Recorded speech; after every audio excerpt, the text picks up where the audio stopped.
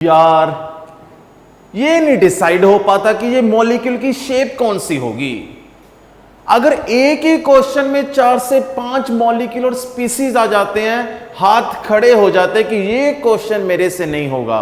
तो बच्चों आज मैं लेकर आया हूं इसकी ऐसी अचूक दवाई, मेडिसिन, जो वीडियो कंप्लीट होने के बाद आपको राहत का एहसास दिलाएगी।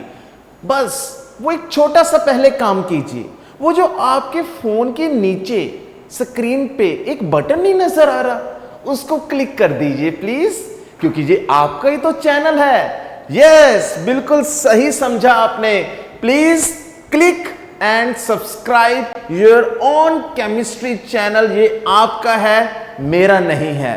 तो चलिए बच्चों स्टार्ट करते हैं। देखो, अगर आपने लोन पेयर और इलेक्ट्रॉन पेयर्स के कंसेप्ट को समझ लिया तो किसी भी मॉलिक्यूल की शेप और उसके बॉन्ड एंगल तक पहुंचना बहुत आसान हो जाता है। तो मैं अभी इस टॉपिक के अंदर कुछ ऐसे पॉइंट्स पहले बताऊंगा जिससे इस टॉपिक की जड़ मजबूत हो जाएगी। उसमें से कौन से कंसेप्ट्स हैं, तो देखो बच्चों, सबसे पहले जो आपके पास कंसेप्ट्स आते हैं उससे पहले यह जानना जरूरी है कि आजकल जो पास्ट ईयर के क्वेश्चंस को अगर हम देखें, 21 ऑनवर्ड्स क्वेश्चंस देखें, तो वो कौन से आ रहे हैं इस टॉपिक में से। जैसे इंटीजर टाइप, जिसमें पूछा जाता है कि टोटल मॉलिक्यूल्स जिनकी ये पर्टिकुलर शेप है, जैसे लीनियर शेप में कितने मॉलिक्यूल्स होंगे, ट्रिगनल पिरामिडल में कितने मॉलिक्यूल्स होंगे, टेट्राहेड्रल की शेप में इनमें से कितने मॉलिक्यूल्स होंगे, ये इंटीजर टाइप में आता है। फिर उसके बाद मैच द कॉलम, एक साइड पे मॉलिक्यूल और स्पीसीज गिवन होंगे, दूसरी साइड पे डिफरेंट शेप्स गिवन होंगे, आपने करेक्ट मैच ढूंढना है। ऐसे ही बच्चों असर्शन रीजन क्वेश्चन आता है। उसके बाद लेकिन इन क्वेश्चंस के अंदर पूछा क्या जाता है, इन क्वेश्चन के अंदर जैसे do not have odd number of electron, आपको एक क्वेश्चन दिया होगा, उसमें कुछ मॉलिक्यूल्स दिए होंगे, उसमें से आपको पूछा जाएगा कि इनमें से बताइए वो कौन से मॉलिक्यूल्स हैं जिसमें ओड नंबर ऑफ इलेक्ट्रॉन्स नहीं है। या फिर ये भी पूछ सकते हैं कि इनमें से कौन से मॉलिक्यूल्स हैं जिसमें ओड नंबर ऑफ इलेक्ट्रॉन्स हैं। और total number of lone pairs के बारे में, ये तो पेट क्वेश्चन है लोन पेयर्स वाला। Lone pairs means non bonding electrons, और आपने वहां पे इलेक्ट्रॉन्स को काउंट नहीं करना है, इलेक्ट्रॉन्स के पेयर को काउंट करना है जो नॉन बॉन्डिंग के फॉर्म में है। आगे एग्जांपल्स की फॉर्म में समझेंगे इसको। और कैसे बच्चों क्वेश्चन आ सकता है, इंक्रीजिंग और decreasing order of bond angle. तो चलिए बच्चों मकसद की ओर, नो बकवास, सीधा मुद्दे की बात। तो देखो, सबसे पहले तो इलेक्ट्रॉन पेयर से हम लोन पेयर और बॉन्ड पेयर पे पहुंचेंगे, फिर उससे शेप ऑफ मॉलिक्यूल, और जैसी शेप ऑफ मॉलिक्यूल क्लियर होती है फिर वहां पे हम बॉन्ड एंगल को इजीली फाइंड आउट कर सकते हैं। अब इसमें सबसे पहला पॉइंट क्या है, आपने देखना है कि जो हैलोजन्स हैं क्या वो मॉलिक्यूल में गिवन है। अगर हैलोजन मॉलिक्यूल में गिवन है और मोर ओवर वो हैलोजन सराउंडिंग एटम है, सेंट्रल एटम नहीं है, तो बच्चों ये नोट कर लीजिए कि वो हमेशा सेंट्रल एटम के साथ सिंगल बॉन्ड बनाएंगे। पॉइंट टू बी नोटेड, क्योंकि सभी के सभी हैलोजन्स के आउटर मोस्ट शेल में 7 वैलेंस इलेक्ट्रॉन्स होते हैं, उनको एक और इलेक्ट्रॉन चाहिए होता है अपना ऑक्टेट कंप्लीट करने के लिए। तो मैंने सबसे पहला जो इंटरेस्टिंग पॉइंट है वो कौन सा लिखा हुआ है, तो आप चेक कीजिए। हैलोजन्स अगर सराउंडिंग एटम में है तो वो मोनोवेलेंट की तरह काम करेंगे, मींस वो सेंट्रल एटम के साथ क्या बनाएंगे, सिंगल कोवेलेंट बॉन्ड। जैसे बेरिलियम फ्लोराइड। अब इसमें आपने सोचना ही नहीं है, आपने डायरेक्टली डिसाइड करना है कि बेरिलियम के साथ दोनों फ्लोरीन्स सिंगल बॉन्ड बनाएंगे। अब बेरिलियम के पास 2 वैलेंस इलेक्ट्रॉन्स होते हैं, अब दोनों के दोनों इलेक्ट्रॉन्स कोवेलेंट बॉन्ड बनाने में यूज हो चुके हैं। तो चेक कीजिए कितना आसान काम है। आपने सबसे पहले सेंट्रल एटम के वैलेंस इलेक्ट्रॉन्स को देखना है, फिर उसके बाद सराउंडिंग एटम्स की नेचर को चेक करना है। इस केस में हैलोजन्स हैं तो हैलोजन्स मोनोवेलेंट, क्योंकि वो सराउंडिंग एटम है, तो यहां पे क्या आएंगे, 2 bond pairs zero lone pair. ऐसे ही एक और एग्जांपल हम स्टडी कर सकते हैं, BF3। अब बोरोन के एटॉमिक नंबर 5, 3 वैलेंस इलेक्ट्रॉन, तीनों के तीनों इलेक्ट्रॉन फ्लोरीन के साथ कोवलेंट बॉन्ड बनाएंगे, क्योंकि फ्लोरीन जहां पे सराउंडिंग एटम तो मोनोवेलेंट, तो 3 bond pairs, zero lone pair. Clear students? Next point, oxygen. Oxygen के कुछ खास बातें जो आपने नोट डाउन करनी है। जहां तो स्पीसीज और मॉलिक्यूल्स के अंदर ऑक्सीजन न्यूट्रल फॉर्म में होगी या फिर उस पर नेगेटिव चार्ज होगा। अगर वो न्यूट्रल में है तो उसमें 2 केसेस होंगे, जहां तो ऑक्सीजन डायरेक्टली सेंट्रल एटम के साथ 2 बॉन्ड्स बनाएगी, डबल बॉन्ड बनाएगी। क्यों? क्योंकि ऑक्सीजन के बाहर 6 वैलेंस इलेक्ट्रॉन्स होते हैं और अगर उसने अपना ऑक्टेट कंप्लीट करना है तो उसको 2 और इलेक्ट्रॉन्स चाहिए। जैसे फॉर एग्जांपल देखिए बच्चों, CO2 के केस में, अब इस केस में ऑक्सीजन पे कोई चार्ज नहीं है, ऑक्सीजन न्यूट्रल है। अब इस कार्बन के साथ दोनों साइड्स पे ऑक्सीजन क्या करेंगी? अभी इन्होंने अपना ऑक्टेट कंप्लीट करना है, तो ये दोनों ऑक्सीजन्स कार्बन के साथ 2-2 इलेक्ट्रॉन शेयर करेंगे। तो 2 इलेक्ट्रॉन्स कार्बन के, 2 ऑक्सीजन के, 2 कार्बन के, 2 ऑक्सीजन के। तो CO2 के केस में दोनों ऑक्सीजन्स कार्बन के साथ क्या बनाएंगी? Double bond, means divalent in nature. तो आपने देखना है कि मॉलिक्यूल के अंदर ऑक्सीजन न्यूट्रल है या नेगेटिव चार्ज। दूसरा पॉइंट, अगर ऑक्सीजन न्यूट्रल है लेकिन ऑक्सीजन एक एटम के साथ नहीं 2 एटम्स के साथ बॉन्ड बना रही है, तो उसकी नेचर डाइवेलेंट ही रहेगी।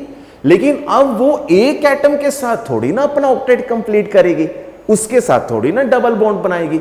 अब वो एक बॉन्ड इस तरफ, दूसरा बॉन्ड इस तरफ। जैसे फॉर एग्जांपल देखिए, लेट अस कंसीडर, हम यहां पे सल्फ्यूरिक एसिड ले लेते हैं। अब सल्फ्यूरिक एसिड में 2 हाइड्रोजन H पॉजिटिव फॉर्म में बाहर जा सकते हैं। तो आपने इनऑर्गेनिक में बच्चों सुना होगा कि हाइड्रोजन अगर H पॉजिटिव में बाहर जा रहे हैं तो वो हाईली इलेक्ट्रोनेगेटिव एटम के साथ बॉन्डेड होते हैं। और सल्फर और ऑक्सीजन में हाईली इलेक्ट्रोनेगेटिव क्या होगा बच्चों? ऑक्सीजन। तो इसलिए हम बोल सकते हैं कि अपने पास 4 ऑक्सीजन्स में से 2 ऑक्सीजन्स हाइड्रोजन के साथ डायरेक्टली बॉन्डेड होंगी। अब बताइए, अगर ऑक्सीजन ने एक बॉन्ड हाइड्रोजन के साथ बनाया है तो अब वो सल्फर के साथ सिंगल बॉन्ड बनाएगी, डबल नहीं बनाएगी। तो यहां पे सिंगल, यहां पे सिंगल। सल्फर जहां पे क्या है? बिगर साइज, लेस इलेक्ट्रोनेगेटिव और सेंट्रल एटम। तो बाकी की 2 ऑक्सीजन के पास थोड़ी ना हाइड्रोजन है, तो ये न्यूट्रल भी है। अब इन्होंने अपना ऑक्टेट भी कंप्लीट करना है, तो ये दोनों के दोनों ऑक्सीजन सल्फर के साथ क्या बनाएंगी? Double bond. ऐसे आपने जजमेंट लेनी है जब भी आपके सामने कोई मॉलिक्यूल आता है और उसमें शेप के बारे में पूछा जाता है। तो सबसे पहले ये वो नॉलेज है जिससे आपका टाइम रिड्यूस होगा और एक्यूरेसी इंक्रीज होगी। तो क्लियर है बच्चों हैलोजन्स और ऑक्सीजन का कंसेप्ट? आगे बढ़ते हैं। शाबाश, बस पेशेंस रखिए, इस वीडियो के बाद आपको राहत मिलेगी, ये मैं लिख के दे सकता हूं। आगे चलते हैं। अब ऑक्सीजन पे अगर नेगेटिव चार्ज है तो आपको सोचने की जरूरत ही नहीं है। वो ऑक्सीजन ऑलरेडी एक इलेक्ट्रॉन ले चुकी है, तभी उस पे नेगेटिव चार्ज आया है। अब उसने सेंट्रल एटम के साथ डबल बॉन्ड नहीं बनाना है, वो हमेशा वहां पे क्या बनाएगी? Single bond. जैसे फॉर एग्जांपल देखिए, let us consider CO3 2 negative. अब 3 ऑक्सीजन हैं, 2 नेगेटिव चार्ज है। मैं पहले इसका गलत स्ट्रक्चर बनाऊंगा। इसका गलत स्ट्रक्चर क्या है? 3 ऑक्सीजन, तीनों ने इसके साथ डबल बॉन्ड बना लिया। तो क्या ये सही है बेटा? बिल्कुल गलत है। अगर तीनों ऑक्सीजन कार्बन के साथ डबल बॉन्ड बनाएंगी, पहली बात तो कार्बन ऑक्टेट से ऊपर निकल चुका है, जो मुमकिन ही नहीं है, क्योंकि कार्बन तो सेकंड पीरियड का एलिमेंट होता है और सेकंड पीरियड के एलिमेंट सुपर ऑक्टेट में तो जा ही नहीं सकते, क्योंकि उनके पास वेकेंट डी ऑर्बिटल्स तो होते नहीं है। उनके पास तो सेकंड शेल होता है, K के बाद L शेल, और उसमें मैक्सिमम इलेक्ट्रॉन्स 8 आ सकते हैं। दूसरी बात, अब 2 ऑक्सीजन के पास नेगेटिव चार्ज था, तो अगर आप इस पे फॉर्मल चार्ज का कंसेप्ट लगाएं तो किसी भी ऑक्सीजन पे नेगेटिव चार्ज आ ही नहीं सकता। फॉर्मल चार्ज का फॉर्मूला क्या होता है students? V minus L minus half into S. V means valence electrons, oxygen के पास valence electron 6, lone pair of electron, जहां पे ऑक्सीजन ने सिर्फ 6 में से 2 इलेक्ट्रॉन्स को यूज किया, तो यहां पे 4 क्या होंगे? Lawn pair of electrons minus half into her oxygen यहां पे कितने बॉन्डेड इलेक्ट्रॉन्स में पार्टिसिपेट करवा रही है, कितने बॉन्डेड इलेक्ट्रॉन नजर आ रहे हैं between 2 atom, that is carbon and oxygen? 4, so into 4। तो चेक कीजिए क्या आपको वाकई में लगता है कि यहां पे कोई चार्ज आएगा? लेकिन वहां पे तो कितना नेगेटिव चार्ज है?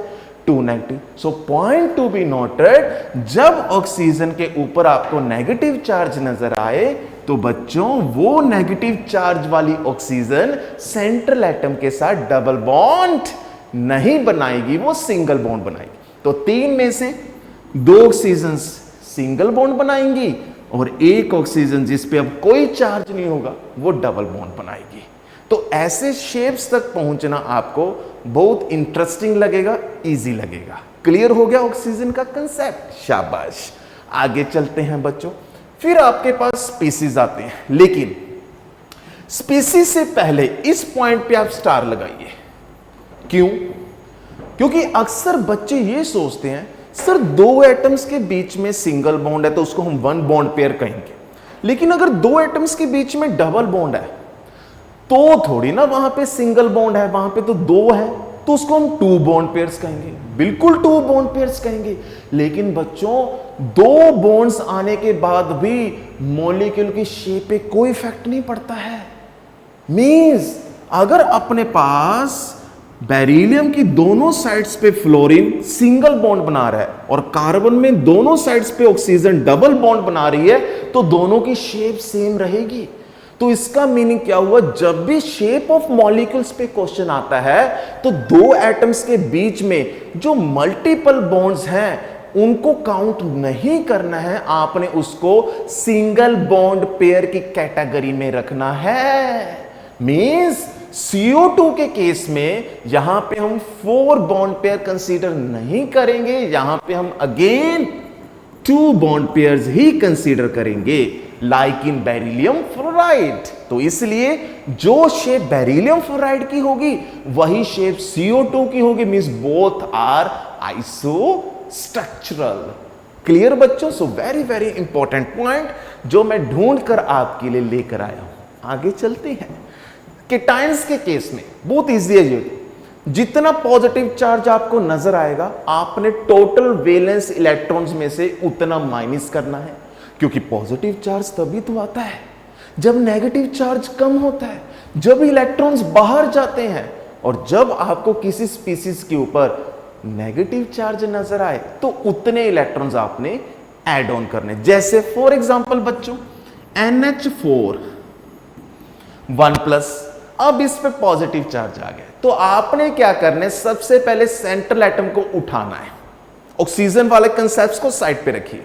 अब नाइट्रोजन के एटॉमिक नंबर 7, 2,5, 5 वैलेंस इलेक्ट्रॉन्स, लेकिन वहां पे 1+, तो 5 में से कितने इलेक्ट्रॉन आपने दिमाग में रखने हैं? 4। तो 4 इलेक्ट्रॉन यहां पे 4 कोवलेंट बॉन्ड्स बनाएंगे हाइड्रोजन के साथ।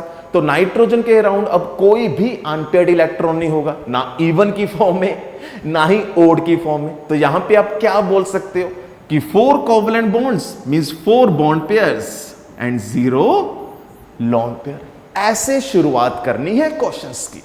फिर ऐसे ही अगर हम कोई नेगेटिव का कंसेप्ट ले, BH41 नेगेटिव, अब इस केस में चेक करो, इसमें एनायनिक स्पीसीज, नेगेटिव चार्ज आ गया। अब बोरोन का एटॉमिक नंबर अभी हमने डिस्कस किया 5, कितने वैलेंस इलेक्ट्रॉन्स?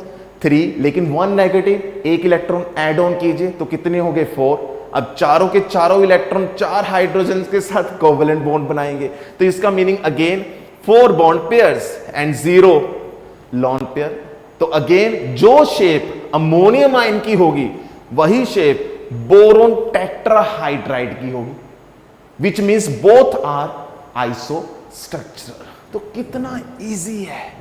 ऐसे हर पॉइंट्स को बस आपने दिमाग में बिठाना है, फिर एग्जांपल्स चुटकियों में सॉल्व होंगी, सेकंड्स भी मिनटों जैसे लगेंगे आपको। नेक्स्ट वन, अब देखिए कोऑर्डिनेट बॉन्ड का कंसेप्ट भी बीच में हमें कहीं नजर आ जाता है जब हम शेप्स की स्टडी करते हैं, क्योंकि कोवलेंट बॉन्ड की ही एक टाइप है। कोवलेंट बॉन्ड में भी दो ऑर्बिटल्स की ओवरलैपिंग होती है, कोऑर्डिनेट बॉन्ड में भी ऑर्बिटल्स की ओवरलैपिंग होती है, लेकिन फर्क क्या है, दो एटम्स में से एक ऑर्बिटल फुली फिल्ड होगा और दूसरे एटम का ऑर्बिटल खाली होगा। अब जैसे देखिए इस केस में बच्चों, अब इस केस में हम ए के ऑर्बिटल को क्या कर देते हैं, फुली फिल्ड, बी का ऑर्बिटल खाली। तो अब इसमें ए क्या हो जाएगा बच्चों, A will be donor, B will be acceptor, और जो डोनर होगा वो बी के साथ अब कोऑर्डिनेट बॉन्ड बना लेगा। लेकिन यहां पे डिस्कस करने वाली बात क्या है, अगर आप स्पीसीज और मॉलिक्यूल्स के अंदर ये वाला कोऑर्डिनेट बॉन्ड का जो साइन है नहीं शो करना चाहते, एरो नहीं शो करना चाहते, तो वहां पे अगर ए डोनर है और मोर ओवर न्यूट्रल है तो उस पे फाइनली कौन सा चार्ज आएगा, पॉजिटिव।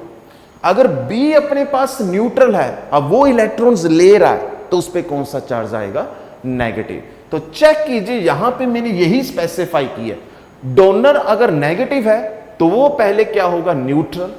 अगर वो पहले ऑलरेडी न्यूट्रल है तो उस पे फाइनली कौन सा चार्ज आ जाएगा, पॉजिटिव। तो आपने नेगेटिव को डायरेक्टली पॉजिटिव में ट्रांसफर नहीं करना है, इसको ध्यान से दोबारा से इस वीडियो को रिवाइंड करके देखिए, आपको क्लियर हो जाएगा। ऐसे ही बच्चों जो एक्सेप्टर है, अब एक्सेप्टर जहां तो न्यूट्रल हो सकता है, जहां उस पे पॉजिटिव चार्ज, अगर उस पे पॉजिटिव चार्ज है तो वो डायरेक्टली इलेक्ट्रॉन्स लेने के बाद नेगेटिव में नहीं जाएगा, वो सबसे पहले क्या होगा, न्यूट्रल। हां, अगर न्यूट्रल है तो इलेक्ट्रॉन्स लेने के बाद उस पे कौन सा चार्ज आएगा, नेगेटिव। जैसे मैं इसकी छोटी सी एग्जांपल लेता हूं, नाइट्रिक एसिड। अगर मैं नाइट्रिक एसिड का स्ट्रक्चर बनाऊं तो ये बच्चों ऐसे होता है, दिस वन, जिसमें एक कोऑर्डिनेट बॉन्ड है, और देखा जाए तो नाइट्रोजन के अराउंड यहां पे क्या है, 3 बॉन्ड पेयर्स, क्योंकि मैंने ऑलरेडी डिस्कस किया है कि आपने मल्टीपल बॉन्ड को 1 बॉन्ड पेयर कंसीडर करना है। अब यहां पे जो ये कोऑर्डिनेट बॉन्ड है, अगर मैं इसका कोऑर्डिनेट बॉन्ड यहां से हटाऊं, सिंपल कोवलेंट बॉन्ड ले लो, तो चेक कीजिए ऑक्सीजन भी न्यूट्रल, नाइट्रोजन भी न्यूट्रल, तो जो डोनर है उस पे कौन सा चार्ज आ जाएगा, पॉजिटिव, और जो न्यूट्रल है लेकिन एक्सेप्टर है उस पे कौन सा चार्ज, नेगेटिव। क्लियर है बच्चों? इसके ऑपोजिट कंसेप्ट क्या हो सकता है, बस कुछ भी नहीं है। अगर ए डोनर नहीं है, ए एक्सेप्टर है, तो ए का ऑर्बिटल खाली होगा, बी के ऑर्बिटल में 2 इलेक्ट्रॉन्स होंगे, और जो एरो हो जाएगा वो रिवर्स हो जाएगा। ठीक, तो ये कोऑर्डिनेट बॉन्ड का कंसेप्ट बीच में शेप्स में, बॉन्ड पेयर्स में नजर आ जाता है। नेक्स्ट वन, हां जी, अब देखिए, अब जो शेप ऑफ मॉलिक्यूल्स होते हैं उसमें 2 तरह के बॉन्ड्स भी देखे गए हैं। अगर हम पोजीशंस की बात करें, जैसे फॉर एग्जांपल बच्चों, मैं यहां पे एक PCl5 की एग्जांपल लेकर आ रहा हूं आपके सामने,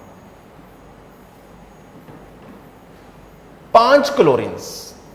अब देखो, इसमें से जो 3 क्लोरीन्स हैं, A, B और C, ये बच्चों सेम प्लेन में नजर आएंगे, इन द प्लेन।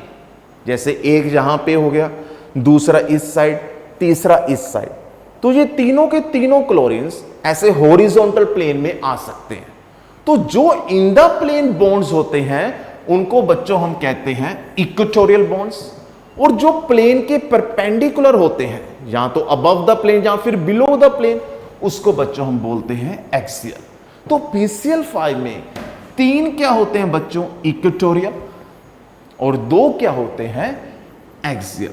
तो यहां से बॉन्ड एंगल का कंसेप्ट और अच्छे से क्लियर हो जाता है। तो बॉन्ड एंगल के लिए भी आगे एग्जांपल्स हम स्टडी करेंगे। की पेशेंस, क्लियर है बच्चों?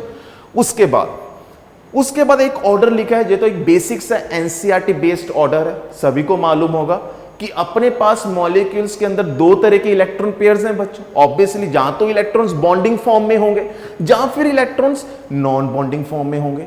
जो बॉन्डिंग फॉर्म में है उनको बॉन्ड पेयर कहते हैं। अब उनको इलेक्ट्रॉन्स को बॉन्ड किया हुआ है 2 न्यूक्लियस ने, वो 2 एटम्स के बीच में है, तो उनमें मूवमेंट कम होगी। अब जो इलेक्ट्रॉन्स को एक ही न्यूक्लियस ने पकड़ा हुआ है, जैसे हम मानकर चले बाइक पे जा रहे हैं, हमने बैलून को पकड़ा हुआ है, तो आपने देखा होगा अगर आप बाइक पे या एक्टिवा पे जा रहे हैं, वो बैलून जो होते हैं, जो धागे के साथ बंधे हुए होते हैं, वो हिलते रहते हैं। इसका मीनिंग क्या हुआ कि जो नॉन बॉन्डिंग इलेक्ट्रॉन्स होंगे, जिनको सिर्फ एक न्यूक्लियस कंट्रोल कर रहा है, उनकी मूवमेंट ज्यादा होगी स्पेस में, तो उनके कारण रिपल्शन भी ज्यादा होगी। So point to be noted, lone pair repulsion greater than lone pairs bond pair repulsion, which in turns greater than bond pair repulsion. इसको आपने दिमाग में रखना है, इससे आप बॉन्ड एंगल में दिक्कत नहीं आएगी, कंफ्यूजन नहीं बढ़ेगी। आगे, अगर आपके पास मॉलिक्यूल के अंदर सिर्फ बॉन्ड पेयर्स हैं, तो वहां पे क्वेश्चन चाहे ज्योमेट्री पे आ जाए चाहे शेप पे आ जाए, दोनों में कोई फर्क नहीं है। मींस कोई डिस्टोर्शन नहीं होगी, क्योंकि लोन पेयर्स के साथ मॉलिक्यूल्स के अंदर डिस्टोर्शन होती।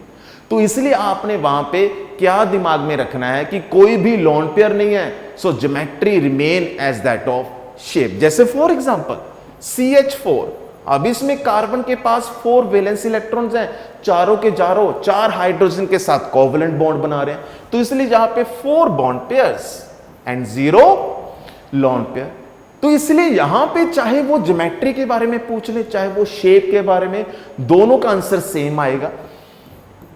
That one is tetrahedral. So point to be noted, जो बॉन्ड पेयर्स वाले क्वेश्चंस होंगे जिसमें कोई लोन पेयर नहीं होगा, वैसे मॉलिक्यूल्स में ज्योमेट्री और शेप सेम रहेगी, लेकिन अगर उसमें एक भी लोन पेयर आ जाता है तो बच्चों geometry will not remain same as that of shape. हां, आप उसमें पहले शेप को चेक कर सकते हैं, फिर उसके बाद जो लोन पेयर्स हैं उनको आप बॉन्ड के साथ रिप्लेस कर दीजिए, वो ज्योमेट्री बन जाएगी। जैसे अगर मैं कहूं आपके पास AB2L टाइप है, means A central atom, 2 B है surrounding atoms, L means 1 lone pair, तो यहां पे 2 बॉन्ड पेयर्स 1 लोन पेयर।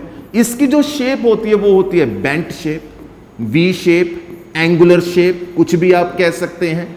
लेकिन अगर इसी टाइप के मॉलिक्यूल की वहां पे ज्योमेट्री पूछ ली जाए, तो आपने इस लोन पेयर को दिमाग में बॉन्ड पेयर से कन्वर्ट कर देना है। मींस ये क्या बन जाएगा फिर वहां पे AB3। अब AB3 का मीनिंग क्या हुआ?